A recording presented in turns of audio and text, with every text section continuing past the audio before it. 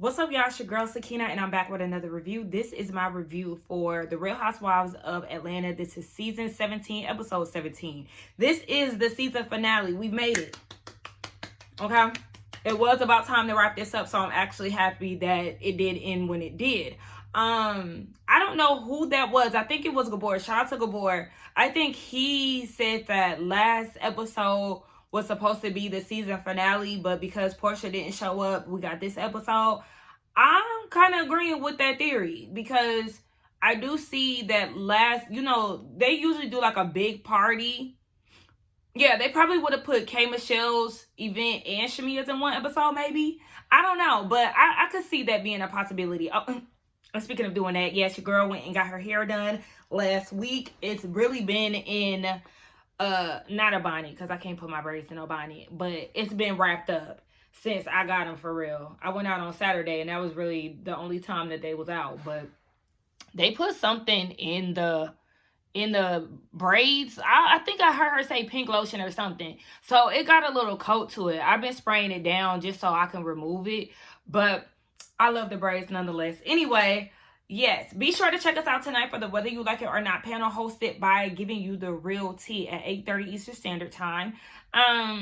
I don't know when this will be out because it is currently 6:12. So yeah, we'll probably be on live by the time this hit the streets. But it is what it is. I had every plan to do this during lunch today, but work wore me out. I'm also very hungry and the energy was extremely low. So I felt like, okay, it's not the time. Even though I have yet to eat still, the only thing that I've eaten today was the food that I was cooking. I'm cooking in the midst of all of this. I'm making like a vegan version of like a pulled pork barbecue sandwich with some shredded mushrooms. I've made it before. It's really good. I've made it a few times. And some baked beans and potato salad. Just trying to make something with what I got in the house. So yeah, the most I've eaten is the little potato to try my food and a little piece of mushroom to see if it tastes good. That's it. So I feel like I got a burst of energy and I wanted to go ahead and use that so we can get this out. So let's get into it. Now the episode opens up with all the ladies doing their own things. We see Portia, Cynthia, and Drew doing a go naked photo shoot because you know that they will have their own units and collections. And they all share a kiss at the end. And Portia was like, yeah, come on, next kiss is going to be in my room. Or next shot is going to be in my room. Girl, listen. The way y'all be acting on Atlanta, y'all just might take it to the bedroom. But we see Pinky is announcing how she's not going into bankruptcy anymore. She's franchising Slutty Vegan in Las Vegas and DC. And she's also doing it in Cleveland too. But I don't think she had got to that point when this was filmed. Kate is preparing for her listening session. She's saying that this event is bigger than her, obviously, because she is paving the way for Black country artists. And she said African Americans deserve to sing country music as well. We absolutely do. She then makes note that she is the only African American woman signed to a major Nashville, Tennessee label. Okay, shout out to Kate. Go, girl. Now, to transition to this next scene, we see or hear a song like Child What's Next or something. But it's basically like Cynthia and EDM. She has an EDM song. Y'all let me know, because I didn't hear nothing about this. We ain't never seen her perform nothing on Watch What Happens Live. We ain't see her in the studio, getting in the booth, nothing. So Cynthia, I mean, that's a good look for you, if so. But y'all let me know if y'all heard that little Cynthia music transition. Okay, on to the next. Kay, Shamia, and Pinky, they all link up for a play date. Of course, Kay's kids our child is not within the little kid age range, but she's just there to support the kids. She says she loves them. She Auntie K, she don't play. They down at the pumpkin patch, and Kay gonna tell one of the staff members that Drew could be a witch, a part of this whole little pumpkin patch thing. I said, girl, stop. So they discussed the party because clearly Shamia's party was the day before. And Pinky points out how Drew just kept interjecting anytime that Angela spoke. I mean, I'm not going to give Drew too much when it came down to that because I don't know. It just really didn't annoy me. I feel like I would be fake mad if I, was like, yeah, da, da, da. I wasn't annoyed by Drew ad-libbing or whatever she was doing. outside of her saying that Angela was vindicated, because girl, she was not vindicated. Move around. But Pinky thinks that Angela feels like a fool because of the whole George and his wife, shutting down all the stuff that Angela was saying. And she said that there was a lot of tit for tat going on. Shamia feels like she's constantly dodging bullets, and Pinky is telling her, girl, we missed the bright light that you used to shine upon us. Like, where's that, Shamia? And I feel like them saying that, it's like, I get it, but at the same time, like, just let it be. Like, let's look at things for what it is. She's lost her best friend. She feels isolated from the group. I understand that some of that stuff she did put on herself. So it's like, yeah, she might not be the bubbliest, especially amongst a group of people who don't care for her, i.e. Drew, Angela, Portia. You got Cynthia taking sides. Phaedra, she tries to be neutral, but we already know what side she really leaning towards. So it's just kind of like, yeah, she kind of feels like it's her against everybody. Especially, I can only imagine going into the reunion and going into this next season if she comes back. My goodness, because her and Kaden fell out, girl, it's just too much. And so they bring up Drew's horse being dropped off at Shamia's house. Baby, we don't know what. She said that the horse then pooped all in her yard. We seen video of the poop, and it was a lot. Like, girl, yeah, you done got this damn horse dropped off at my house. It's pooping in my yard, especially if Shamia don't have no dogs. Some people who don't have pets don't want to deal with pet things. So if she doesn't have dogs, and even if she does, I don't want to go pick up no mega horse in my yard. Like, I would be absolutely annoyed, because who told him to bring this horse to my house in the first place? But again, they're talking about the state of the group and all of that. And Kay is like, I'm hosting my listening event and everybody is invited, including Drew. She's willing to put their little issues aside to have a good time. Speaking of Drew, we then see her house hunting. And I said, why are y'all playing on my TV? Why the fuck are y'all playing on my TV? Because the moment I seen that house, I said, Drew, I thought you couldn't afford it. Again, I do not keep up with all the things that are going on outside of the show. I like to focus on the show. The only time I really pay attention is if I'm watching somebody's Hot Topic video.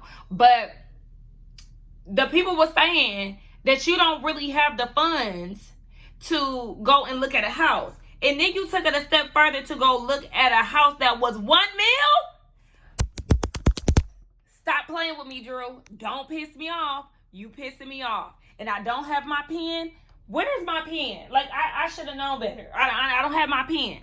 But please, don't irritate me, because y'all just doing shit for the sake of a scene. And I hate that.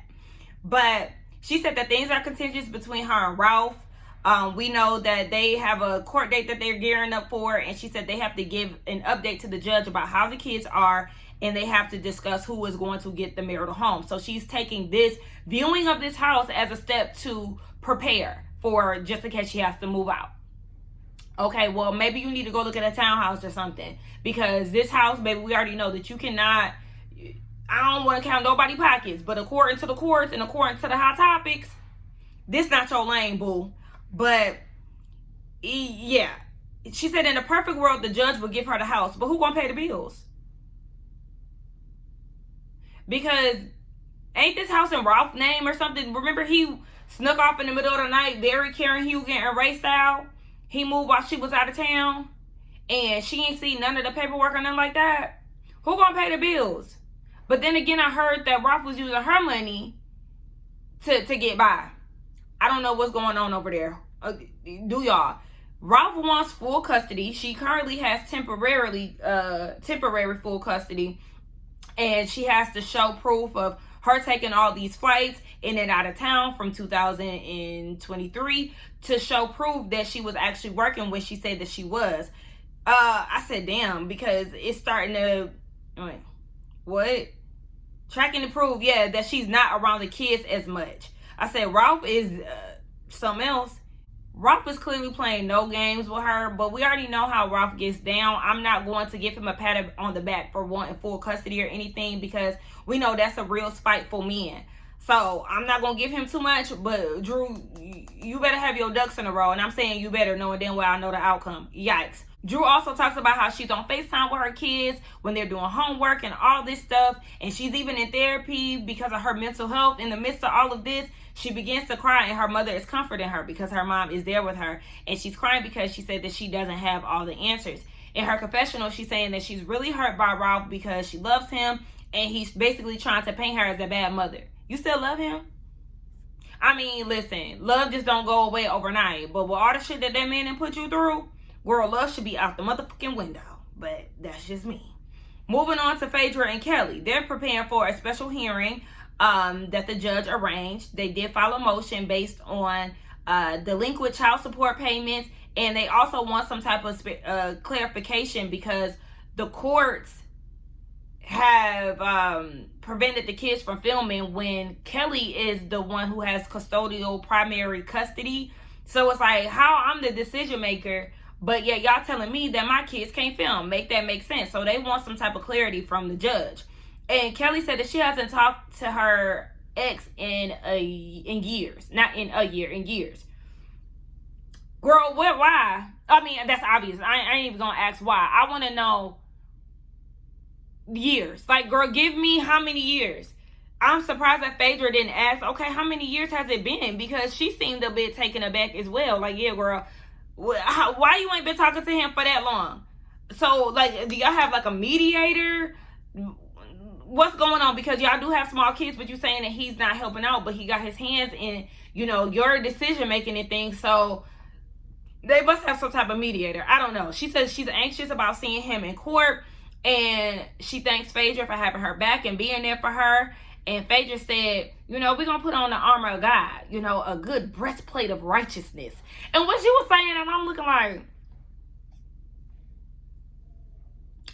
here y'all go with that Christian stuff again. Like, I was just kind of like, okay, it's just, it became a lot. But then that was a good segue because she said it again. She said the breast of righteousness.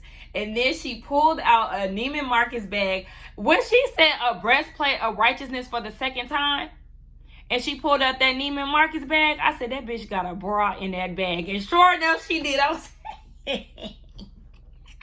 because I'm not going to lie, when Kelly came in, her nipples definitely greeted me and the rest of the people in the room. But, I mean, that doesn't mean anything because, listen, sometimes when I do have a bra on, you can still see my nipples, depending on how hard they are that day. Okay, even when I'm not wearing a bra, the nipples show. I am a nippled girl, which is crazy because my nipples are inward and they not really hard like they used to be inward. I think they out right now. I ain't got no bra on right now, but I'm not out in public like Kelly. So, like, I understand Kelly wanting to be free and letting the girls hang loose because I be the same way. If I don't have to wear a bra and a shirt, I'm going braless, period. But a bra be needed. So, listen. Shout out to Phaedra for gifting her that bra. I think that was a cute little gag gift. That was funny. But Kelly said that she agreed to put it on if she would in case. No, girl, put it on now, okay? Moving forward, you need to be wearing that damn bra. But the next scene is Drew at her mama's 81st birthday. Shout out to her mama because her mama looks good. Mama was getting turned up. Now, Drew said that they weren't able to film at their house because it was Ralph's week. We already know he doesn't have the best relationship with her mama, so they down at the B&B. Some of the girls get there. They got Phaedra, Portia, Angela, Cynthia. I think those are all the ladies that were there. And they were talking about that horse because Phaedra was like, I hope ain't no horse gonna show up today. And Drew was like, girl, that man is out of here, okay? He is benched. She does not see it for him. Absolutely not. I think she's still salty that she didn't want to go on a date with him in the first place. And her stylist convinced her to go. And then he stood her up. So she was like, yeah, he's chopped. But I understand why people are questioning how the hell he got there with the dress and all of that. He came dressed as Jay-Z and all of that. She said that it was her stylist. So I do believe that Drew was taken aback by him being there. But some people do think that it's just another one of her antics. Now, while they're there partying, Dr. Ken shows up. Dr. Ken is the resident Atlanta housewife therapist. The same way the one lady was earlier in the housewife stages. I forgot her name, but I keep wanting to say something with an E, but I don't think it's that. Y'all know the lady I'm talking about with the short hair, dark skinned woman. But he comes in and he gives Phaedra the longest hug. I said, oh my gosh. I mean, what's going on? You might as well ask for her number. But shit, he probably got it. Because again, he probably was her therapist at one point. I don't know. But he gave her the longest hug. And then tells Portia that he'll counsel her next marriage. She was like, now how you gonna shade me but be all up on her? And then he was trying to spit game with her. I said, listen, you can't be trying to talk to both Phaedra and Portia. It's too much, Dr. Ken. Like, what, you want some Henny or something? I don't understand what was going on. But Phaedra seemed to like it, the way she was licking on that glass. I said, girl, spare me. But Black pulls up. Because I guess her mom and Black have some type of relationship over the phone or something, because she finally met him in person for the first time, and she was like, oh, he really is real. Mama, what is that Mammy Superior? Shout out to T.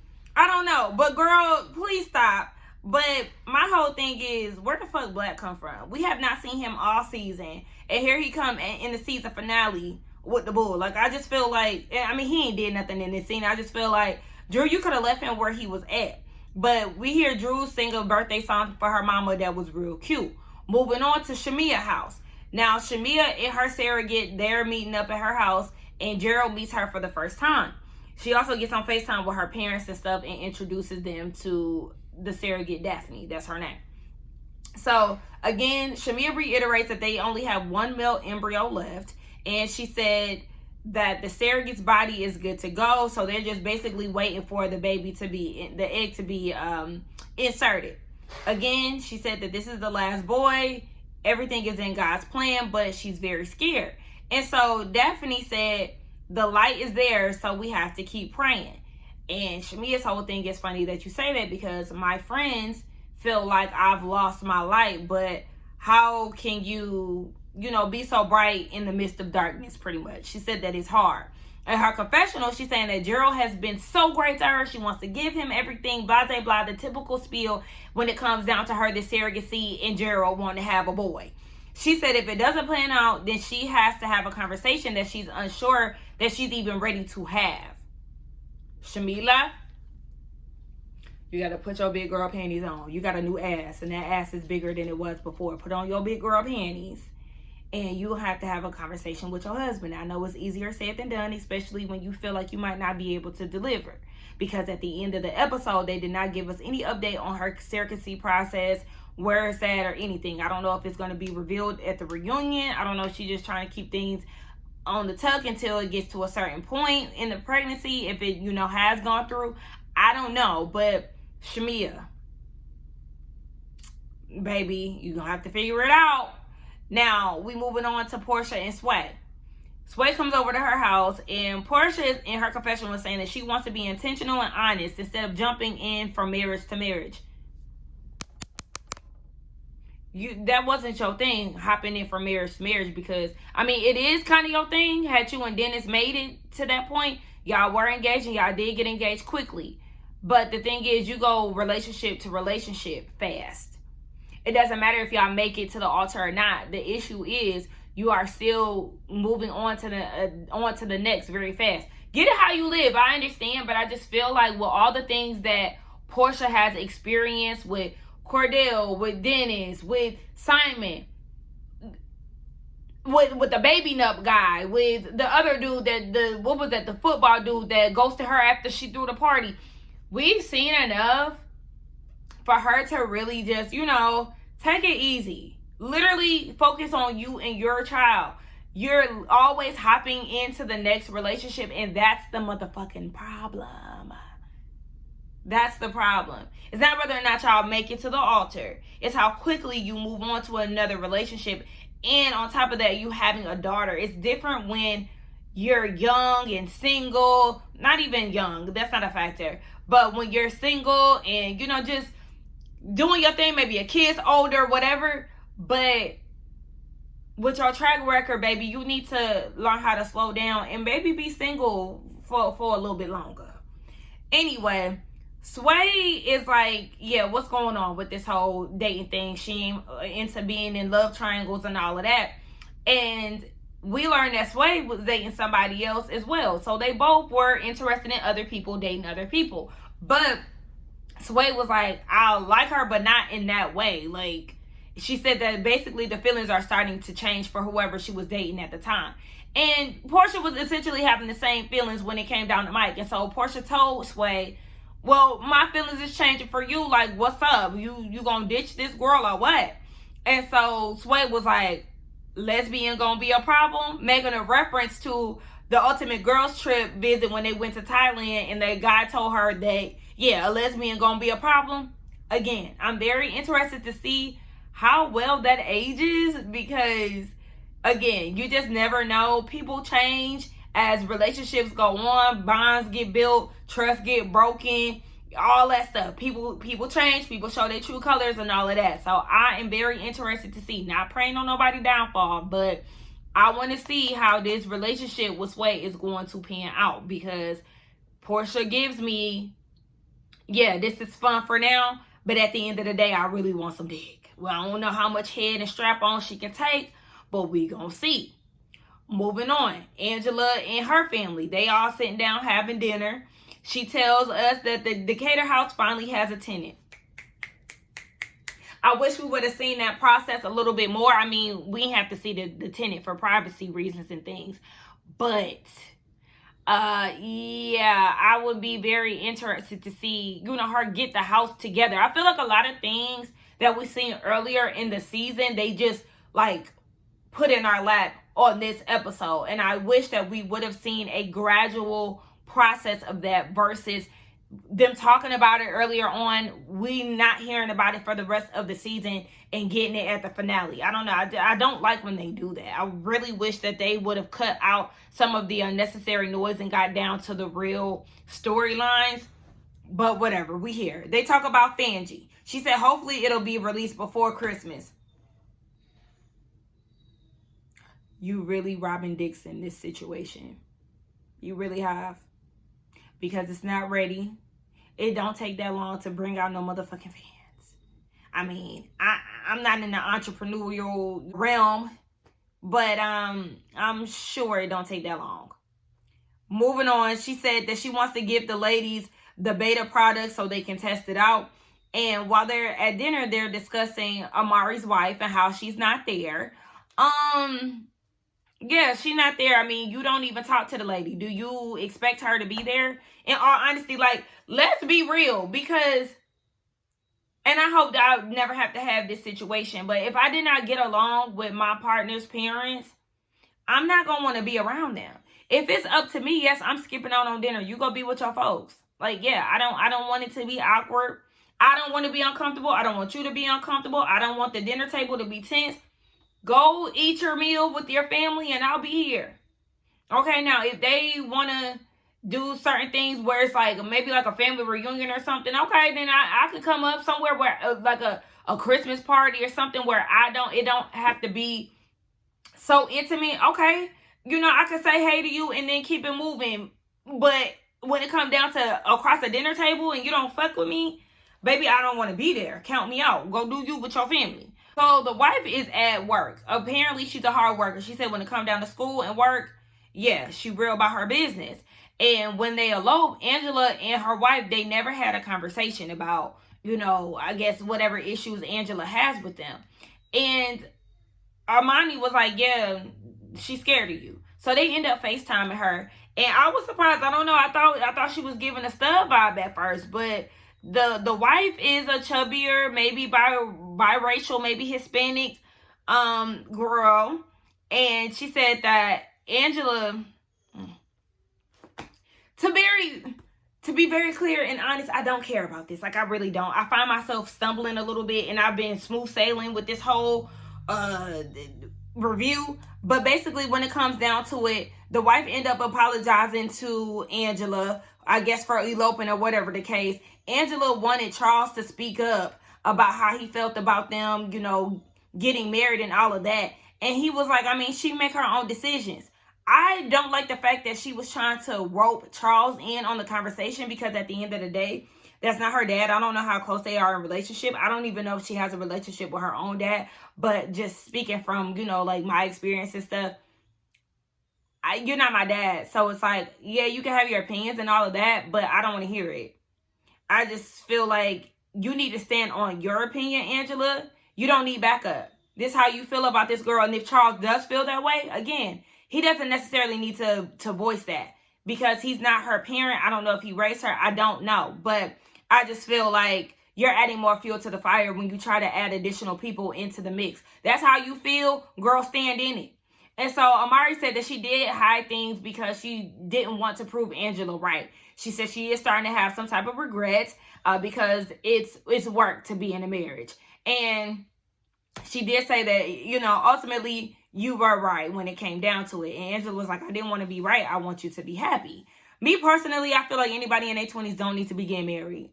Live your life, experience life. You don't need to be tied down to nobody, signing documents and all of this stuff with somebody when you still trying to figure your own life out. But moving on. We down at Kay's listening party. And Jessica Diamond's in the motherfucking building. I used to love me some Jessica Diamond. I was real excited to see her. And there was some other people that were in attendance. Jazzy Faye was there. I think RHOA Ali was there. What's his name? Derek, he does the photo shoots. He did the photo shoot with them. I think that was like season 2 with the like the I don't know, evil twin-esque Housewives photo shoot. Y'all know who I'm talking about. He was there, so she had some heavy hitters in the building. And let me say some notable people. Scratch that, because some of them ain't heavy hitters. Not to put down the people I named, but some of them ain't that heavy with the hits. But the ladies arrive and they all gather around and have a conversation. They want to know how Kelly's court date went, and come to find out the court date did not come. Okay? And that's because her ex has now decided to sue the county and basically gave the judge a whole list of motions to review. And Phaedra was like, obviously this is a way for him to, you know, push back, and, you know, it was a delayed tactic. And Kelly said she has so much stacked against her. This is what she's saying. Hold on. I gotta close my door. I'm reviewing. Oh no, he's still outside. Okay. My stepdad outside. But I don't, my door open. I don't like reviewing stuff with my door open. Okay? But anyway, in her confessional, Kelly is saying she has so much stacked against her, but she's raising all her 4 kids on her own. She's still able to come out with a good set of hair, lashes, and tits. Hey, stop trying to make fetch happen when it comes down to your style. You are not a fashion icon. And I was watching some of my fellow YouTubers reviews on her interview with Carlos King, and she said that she paved the way. Kelly, you think you paved the way for the girls? You have not. I would say Marlo paved the way more than anything. Okay, Atlanta fashion. When you think of Atlanta fashion, you definitely think of Marlo. Portia could dress. She show up with looks. Portia always show up looking good. And that was over time. She was never like she look a mess type of girl, but I feel like she really started to bring it over the years. And that's it. Baby, Atlanta is not known for fashions. That's the only 2 people. Now I will say last year Kelly did have some looks, but you're not no icon. And we could tell once your stylist left you, we could tell when shit was off. Hey, yeah. Shoot. So Drew arrives and she said she's there with good vibes. She said that she likes Kay's new song. She likes to see her in her music bag. They bring up that horse. Drew claims that she still got that horse. Girl, where is that horse at for real? Because I don't believe that horse is sitting in your house. Not in your house, but sitting at your house. I do not think that Ralph will be okay with a horse just sitting there. Girl, horses need stables and things, okay? I'm not buying that. So Shamia brings up some documents that she had with her, and she tells Drew that she has an HOA fee that's totaling up to $2,200. Oh, okay. And so Drew is like, girl, please go on. That's real performative of you. And Shamia's like, performative? Bitch, you the one who showed up to my house with a motherfucking horse. Like, what do you mean? Yeah, touche, Shamia. Because, yeah, That was insane, Drew. Regardless if I think that you was behind it or not, like, yeah, that horse should have been evacuated off the premises ASAP. And so Drew was like, I didn't know that the horse was coming, but that's real corny. But she felt like she was going to look into the documents. You going to look into the documents? Okay. And then she says that Shamea has no evidence, no pictures or nothing, which I was surprised that Shamea didn't show the videos to Drew. Maybe they cut that out. I don't know. But we definitely seen the footage of the shit in the yard. And in her confessional, Drew says, if you need help with your taxes, just say that.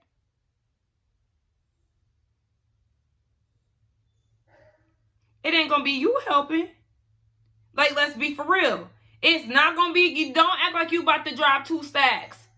Just off the rip, all willy-nilly, when it really come down to it, Drew. Girl, because again, you got shit to pay for, and you got to get up out that house. Drew asked Phaedra to look over the documents. Picky was like, she don't need no more clients, okay? She is booked and busy. But when Phaedra was looking it over, it was saying property restoration, landscaping repairs, and administration costs. I said, now, $2,200 is a hefty fee, but at the same time, HOA in Shamea's neighborhood, I mean, it very much so could be. It very much so could be. So, hey, I ain't gonna doubt it too much. Sway and Portia, they enter the party.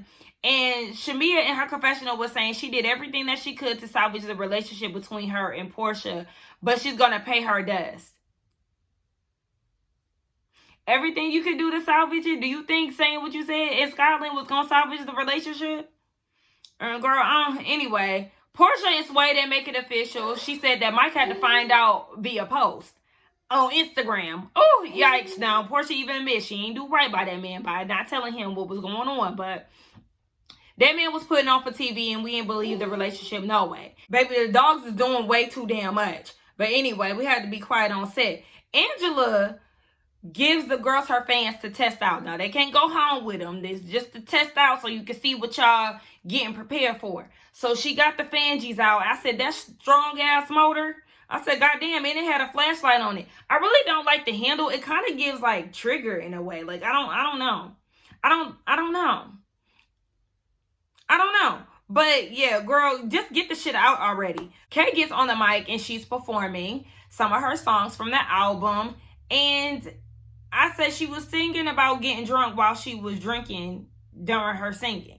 I said, girl, where was your hot tea, baby? You drinking while you performing? That was risky. I mean, she didn't sound bad, but I was a little nervous. I don't know. I really didn't connect with the lyrics for some of the songs. I think she performed 2 songs and then she did one of her old ones. But I don't know. I think the name of her album is like something like Whiskey and Jesus or something like that. She put it out, like I seen her cover art. It was circulating around the World Wide Web this week. But I don't know. It got released actually on the 31st. So it just came out this week or last week. She gives a shout out to all of the girls and said that they have changed her life. And then she starts to perform VSOP. Very special. And she's putting everybody on the mic. So all the girls are singing. And I thought it was really cute, though. Like, I really thought it was cute. Now, the thing is, when Kay say stuff like, the ladies changed my life, like, that was very nice of her to say. But also, we already know that she had issues with Portia. Her and Portia gonna get into it at the reunion. She also got into it with Shamea. They're not in a good place. Like, I'm not saying that she's just having issues with everybody, but a lot of things that she says is very contradicting is what I'm getting at. But I mean, shit, I can't give her too much because all of them do that. Oh, it's a sisterhood, da-da-da, and then they all go and show their ass, expose each other and all this stupid shit. But Drew is saying that she doesn't know the words. So she was the last one to get on the mic and she's acting confused. And, you know, she kind of scrunched her face up when Kay put her on the mic, but it's like, girl, you already knew that she was going to put you on the mic because she put everybody on the mic, whether you could sing or not. So it wasn't a slight or a dig to you. She's just, you know, this is the point for you to showcase your voice, right? Get on the motherfucking mic. And so I just also felt like if you didn't know the lyrics, you heard everybody else saying very special. If they didn't know the rest of the words, you could have simply said that. I don't know. I just kind of felt like this was Drew gearing up for some bullshit. This is how I feel. And so after Kay wraps up performing, all the girls gather around again. And Pinky is saying that she no longer has to file for bankruptcy. And, shout out to that. A short snap, really, because we already know how the story ends. But she brings up how beautiful it was with Drew and Kay having their moment, singing together. And they both call each other crazy. So at this point, Drew was like, yeah, I still don't understand how we got off on the wrong foot. So then Kay is like, but Drew, you be picking on stuff. Like, you like to stir the pot. Can Drew stir the pot? Absolutely. But with this situation with Kay, I personally feel like Kay started it with Drew. That's how I feel. Like, in the beginning, you were the one that really started it off with her. You're the reason why you and Drew are rocky. And so Drew was like, we never talked about what I did, about this whole game and scheme. You're not feeling safe. And Kay was like, you be doing stuff. You just implied that I knew that man. And Drew was like, your reaction is why I felt like you knew him. She said to the group, now everybody heard that she said she doesn't know him, right? But you DM'd him. Kay said that she didn't look at her DMs when it came down to Black until Drew said that that was her friend. And I'm like, I don't really know about all of that, Kay, because it looks like you and Black had conversations, over a period of time. It wasn't just a one-off or an isolated incident. And so Drew was like, well, that would be around August, September, right? So then she pulls out her phone. She was like, you messaged him in February. And Kay was like, yes, it was for a play. And so Drew shows the screenshot and was like, yeah, Kay, you're lying. And so they end up getting separated because they're getting in each other's faces. Drew calling her a bitch and all of this. And I'm just like, whoa. It just kind of got escalated for no reason. And it went back to timing. A lot of things that happened this season was all based on timing. Drew, this would have hit harder had this happened while y'all were still in the midst of beefing. We've seen two different situations where you and Kay were on friendlier terms. And you could have broke the ice at another time. Or not even broke the ice. You could have addressed the situation at another time. Doing it at her event and when y'all are on better terms, now is not the time. It's just like, girl, nobody gives a fuck about this whole Black beef. Honestly, I feel like a lot of us forgot about it and forgot about him. So, like, I just don't understand. And, like, the heat that Drew came in with, I'm actually kind of glad that she hit the floor because it's like, girls, you look dumb. You look dumb. You look dumb. You sound dumb. This is not the motherfucking time for all of that. So, Kay ends up laughing in Drew's face, and she was like, that's what she need to be, on the ground. I was cracking up with Kay said in her confessional, get your ass up. No, for real, because get your dumb ass up. Girl, you really thought you ate with this shit. And for me, I just felt like, girl, why? It's too late. If you was going to do this, you should have did this earlier in the season. And so Kay told Drew, do you know how many people DM me in the industry that hit me up talking about, my play, and I thank them for coming? He hit me. And so I understood exactly where Kay was coming from. But at the same time, Kay, you should have said this. You should have said this earlier on in the season so we wouldn't have to be looking at you crazy when it came down to him. Granted, we knew that, her and Black didn't have anything going on. We already knew that, but it just could have been like, oh yeah, he DM'd me because he came to my play and I did recognize him in the audience or whatever. It could have been real squash. Instead of you acting completely avoidant and trying to make it seem like that Drew was trying to put him on you, like there was something inappropriate going on, when that wasn't even the case. And so, again, everybody is wondering, like, we still talking about Black? Hello? Because don't nobody give a damn. We don't care. And so, Drew ends up leaving, and Portia walks out checking in on her. Drew claims that she tripped over her pants, but then in her confessional said that it was her security. Then she tells Portia that she thinks that security purposely pushed her. Portia was like, you sure they tried to do that on purpose? Because your pants is pretty long. Like, girl, why would you try to sit there and lie on them people like they really tried to cause harm? They was trying to separate y'all and you fucking failed. Simple as that. And so Portia points out that they squashed their beef back in Scotland. So she's not understanding why Kate and Drew are even at this point, because this whole thing is unnecessary. She felt like the argument just could have been avoided. Exactly. And this could have been the time where Drew brought up her issues when they did the flashback to them, you know, having a conversation. Y'all could have went off to the side or whatever, even spoke amongst the group about this whole black thing. Y'all could have had that conversation and deaded it. But whatever. Kay was trying to get everybody to do a group photo. And they all went outside where Drew was. And Kay seen Drew. She said, "Hey, Drew, love you."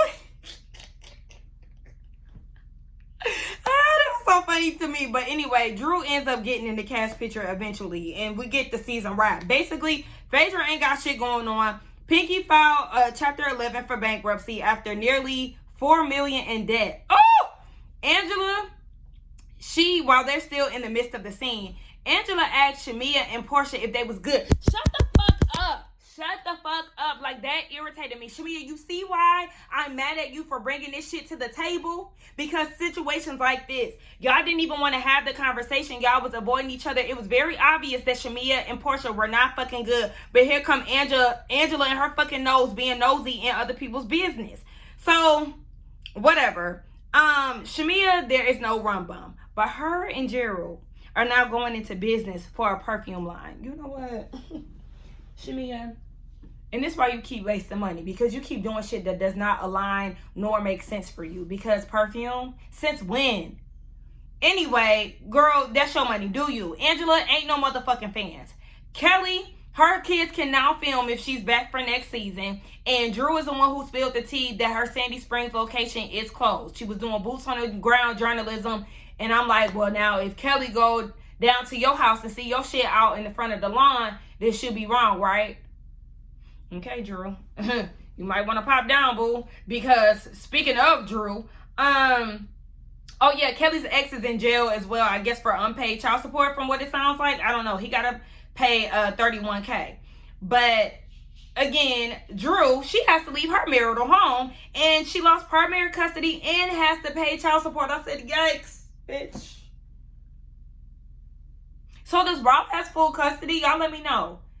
Does he have full custody of the kids, or are they split in time with the kids? Like, what is it? Bitch. Now he ate you up. I don't know. But Kay's album dropped July 31st, which I just said. And yeah, her... I thought you said come in. I didn't. Oh, he done pissed all in the kennel. Oh. On the floor. Oh. Not even in the tray. Drew and what's her name? Drew and Kay got to exchanging words, you know. Oh, let's say cheese in the picture. Drew said, let's say obsessed. And Kay said, let's say delusional.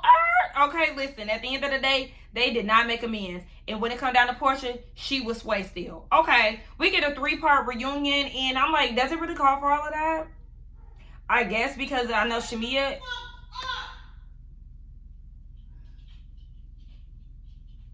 Y'all, okay. It really doesn't cause for all of that. But at the same time, it does. Because Portia and Shamia's beef. Portia and Kay's beef. Y'all, let me go on here. It's too much going on, baby. Menopause rage is real. But let's get down in the comments and talk. Do not forget to like, comment, subscribe to my channel. And I will see y'all for the next one. Bye.